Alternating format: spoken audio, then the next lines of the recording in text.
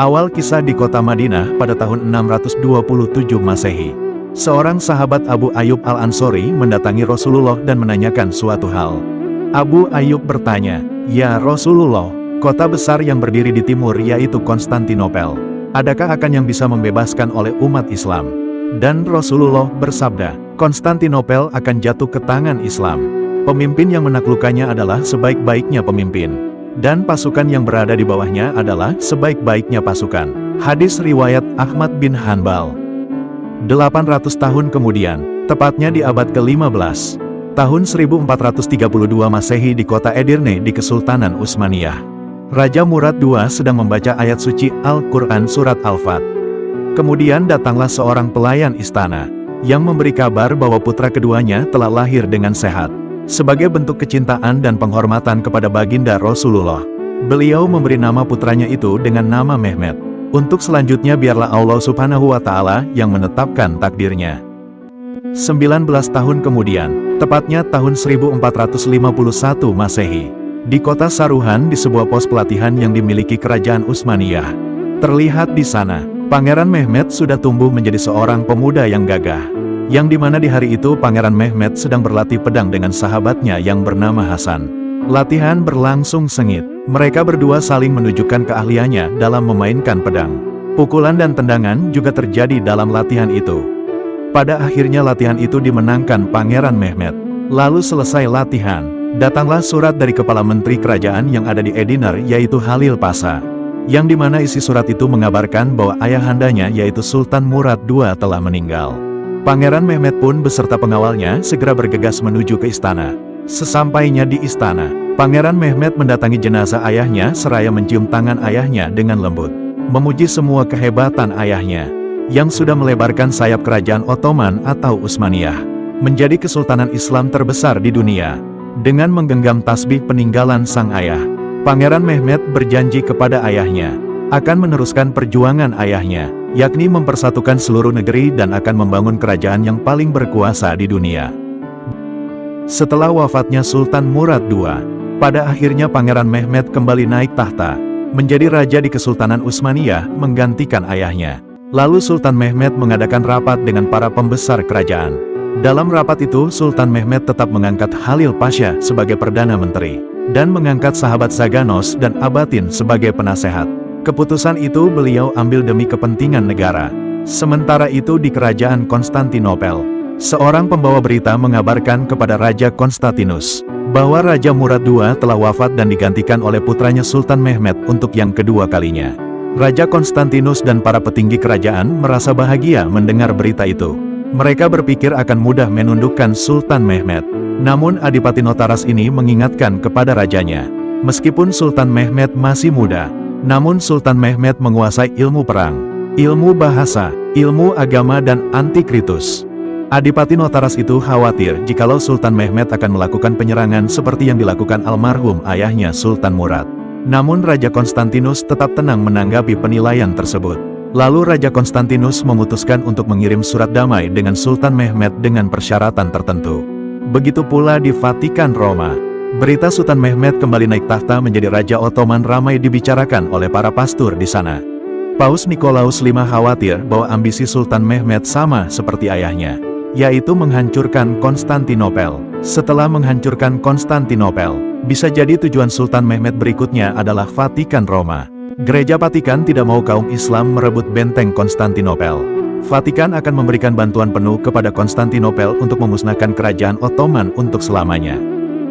Utusan Raja Konstantinopel akhirnya tiba di kerajaan Ottoman. Lalu utusan itu memberikan surat damai dari Raja Konstantin kepada Sultan Mehmet. Setelah membaca isi surat tersebut, Sultan Mehmet lalu menyampaikan pesan kepada utusan itu, bahwa ia menerima ajakan damai dan akan menjawab surat tersebut, meskipun agak berat dengan persyaratan yang harus menaikkan tunjangan.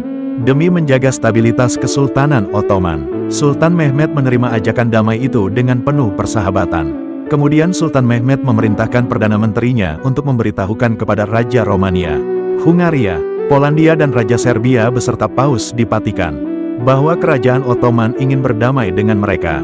Meskipun keputusan ajakan damai itu kurang disetujui oleh penasehatnya Halil Pasha. Namun keputusan yang diambil oleh Sultan Mehmed penuh dengan pertimbangan. Demi masa depan negara, tujuan Sultan Mehmed melakukan hal itu agar bisa fokus menaklukkan Konstantinopel dan menghindari pertikaian dengan kerajaan Kristen yang lainnya. Namun penasehatnya Jaganos masih belum puas dengan penjelasan Sultan Mehmed.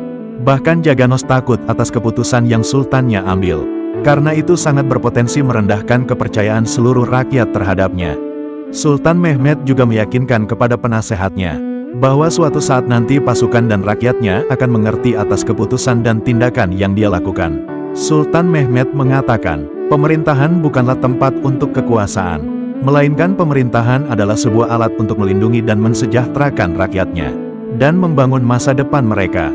Itulah yang menjadikan pemimpin itu besar. Pada suatu malam, saat Sultan Mehmed tidur, ia bermimpi berada di sebuah labirin besar yang membuatnya bingung.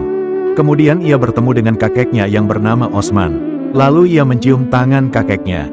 Dalam mimpi itu kakeknya mengatakan bahwa Sultan Mehmed adalah sosok pemimpin yang akan membuat kerajaan adidaya, yaitu menaklukkan kerajaan Konstantinopel sesuai yang disabdakan Rasulullah. Sesaat setelah terbangun dari tidur, ia berkata kepada istrinya, entah apakah aku yang akan menaklukkan Konstantinopel, atau Konstantinopel yang akan menaklukkan aku. Keesokan harinya Sultan Mehmed memerintahkan kepada menterinya Halil Pasha untuk membuat 100 kapal dan 3 pabrik meriam dalam waktu 1 tahun. Dan memerintahkan Halil Pasha membuat semua laporan tentang peralatan dan amunisi pasukan Janissary. Halil Pasha pun menanyakan tentang rencana Sultan Mehmed tersebut. Kemudian Sultan Mehmed menjelaskan bahwa rencananya adalah untuk menyatukan kerajaannya yang terbagi di Rumelia dan Anatoli, dan akan membuatnya menjadi kerajaan yang besar. Sultan Mehmed berucap, kita harus mengambil keputusan yang berani demi masa depan bangsa. Kita hidup untuk mencatatkan sejarah, bukan untuk menjadi seorang pengecut. Sementara di kerajaan Karamanoglu, Raja Ibrahim yang mengetahui Sultan Mehmed akan menginvasi kerajaannya menjadi wilayah kekuasaan Ottoman, tidak terima dan akan merencanakan penyerangan ke Ottoman untuk melenyapkan Bani Utsman dengan cara memerangi Sultan Mehmed, beralih ke kerajaan Konstantinopel. Di tengah jamuan makan, terlihat di sana Orhan yang masih kerabat Sultan Mehmed, berkhianat dan bersekutu dengan Raja Konstantin. Para petinggi kerajaan sedang membicarakan kondisi politik yang terjadi di Turki. Mereka juga mengetahui situasi internal yang tengah terjadi di antara kerajaan Karamanoglu Ibrahim dan kerajaan Ottoman. Raja Konstantin yang mengetahui rencana Raja Karaman Ibrahim yang akan menyerang Sultan Mehmed. Mereka berdiskusi dan akhirnya sepakat akan mendukung kerajaan Karaman Ibrahim. Raja Konstantin pun memerintahkan Orhan untuk menulis surat dukungan kepada Raja Ibrahim. Namun rencana Raja Konstantin itu diketahui oleh mata-mata Hasan, yang menyamar menjadi pelayan kerajaan. Pelayan wanita itu pun memberitahukannya kepada Hasan. Kemudian Hasan beserta kawannya menghadang dan menghabisi pasukan pembawa pesan Raja Konstantin di tengah hutan, lalu mengambil surat tersebut dan memberikannya kepada Sultan Mehmed. Selesai membacanya, Sultan pun memahami akan isi surat tersebut. Dan Sultan Mehmed pun bersiap mengerahkan pasukannya untuk menghalau serangan pasukan Karaman Ibrahim. Sementara itu Raja Konstantin dan petingginya mengira bahwa rencana mereka akan berhasil. Mereka pun yakin kerajaan Karaman Ibrahim akan mengalahkan kerajaan Sultan Mehmed. Namun rencana Raja Konstantin itu gagal, karena pada saat pasukan Raja Ibrahim akan menyerang kerajaan Ottoman, mereka terkejut melihat begitu banyaknya pasukan Ottoman. Akhirnya Raja Ibrahim dan pasukannya menyerah tanpa adanya perlawanan dan pertumpahan darah. Raja Ibrahim memilih berdamai dengan kerajaan Ottoman dan menyerahkan wilayahnya di bawah kekuasaan Sultan Mehmed. Sultan Mehmed memanggil Halil Pasha untuk memberikan masukan dalam rencana strategi perang. Dalam ekspedisinya yang bertujuan untuk menginvasi kerajaan Konstantinopel, Sultan Mehmed mempercayakan Halil Pasha untuk memimpin pasukannya dalam membangun benteng yang berada tepat di Bogaskesen. Dibangunnya benteng itu bertujuan untuk mencegat bantuan dari Laut Hitam yang menuju kerajaan Konstantinopel. Pasukan Sultan Mehmed sangat bersemangat dalam membangun benteng tersebut. Berita pembangunan benteng pun sampai ke telinga Raja Konstantin. Lalu dia menyuruh Adipati Notaras agar Mora beserta pasukannya datang ke Konstantin dan meminta ksatria Roma bernama Gustiniani untuk memimpin pasukannya. Dia juga meminta untuk dibuatkan meriam oleh ahli senjata bernama Urban. Malam harinya Raja Konstantin itu menulis surat ancaman kepada Sultan Mehmed agar menghentikan dan mengurungkan niat untuk membangun benteng tersebut. Sebab kalau tidak, maka kerajaan Konstantin akan memerangi Sultan Mehmed dengan pasukan penuh. Namun ancaman itu tidak membuat Sultan Mehmed gentar, dan tetap akan melanjutkan pembangunan benteng tersebut. Hingga pada akhirnya perang pertama pun terjadi antara pasukan sekutu Konstantin dengan pasukan Ottoman. Perang pertama itu pun berakhir dengan kemenangan di pihak Sultan Mehmed. Raja Konstantin khawatir atas kekalahan pasukan sekutunya. Kemudian Raja Konstantin bersama petingginya mulai mempersiapkan peralatan dan pasukannya. Raja Konstantin juga menyiapkan pabrik-pabrik pembuat meriam Yunani untuk menghadapi dan menggempur pasukan Sultan Mehmed. Pagi harinya Adipati Notaras memanggil Urban selaku ahli pembuatan meriam. Urban diminta Adipati Notaras supaya membuatkan meriam untuk kerajaan Konstantinopel secepatnya. Namun permintaan Adipati Notaras itu ditolak oleh Urban. Karena Urban tidak mau ikut andil dalam pertempuran antara kerajaan Konstantin dengan kerajaan Ottoman. Malam harinya ketika Urban dan putrinya Era hendak melarikan diri dari rumahnya, tiba-tiba orang suruhan Adipati Notaras datang hendak menangkapnya. Syukurnya saat itu juga datanglah Hasan, selaku utusan Sultan Mehmed datang untuk menyelamatkan keduanya. Pada akhirnya prajurit utusan Konstantin dapat dikalahkan oleh Hasan dan sahabatnya. Kemudian Hasan mengajak Urban dan putrinya Era untuk bertemu dengan Sultan Mehmed di Istana Ottoman. Di tengah perjalanan menuju kerajaan Ottoman, Era bercerita kepada Hasan, saat ia masih kecil terjadi peristiwa pasukan salib yang menghabisi keluarganya dan membantai penduduk kampung Islam yang dilewati oleh pasukan salib. Beralih ke kerajaan Konstantinopel, berita gagalnya penangkapan Urban pun diketahui oleh Raja Konstantin. Selanjutnya Raja Konstantin berencana untuk meminta bantuan kepada Paus di Vatikan dan pasukan Giustiniani beserta yang lainnya. Raja Konstantin juga mempersiapkan segala persenjataan dan pasukannya secara penuh untuk menghadapi pertempuran melawan pasukan kerajaan Ottoman. Sementara itu Sultan Mehmed memerintahkan Urban dan putrinya untuk membuatkan meriam basilika, meriam terbesar dalam sejarah, yang bertujuan agar bisa menjebol tembok pertahanan kerajaan Konstantinopel dengan tembakan meriam basilika.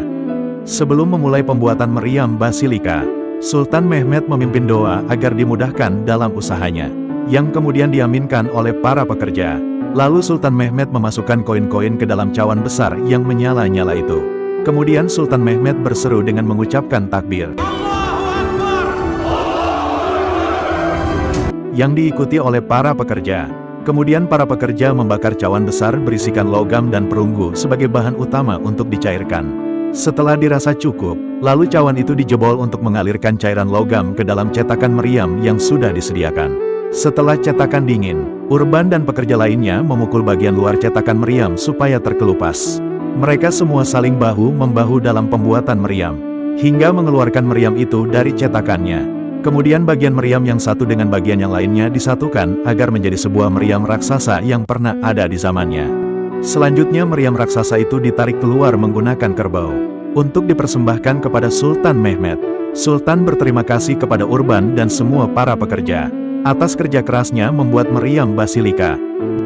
Ratusan ribu pasukan Sultan Mehmed dengan persenjataan lengkap mulai berangkat dalam ekspedisi perangnya yang bertujuan mengepung dan menyerang kerajaan Konstantinopel. Meriam basilika itu pun ditarik dengan kerbau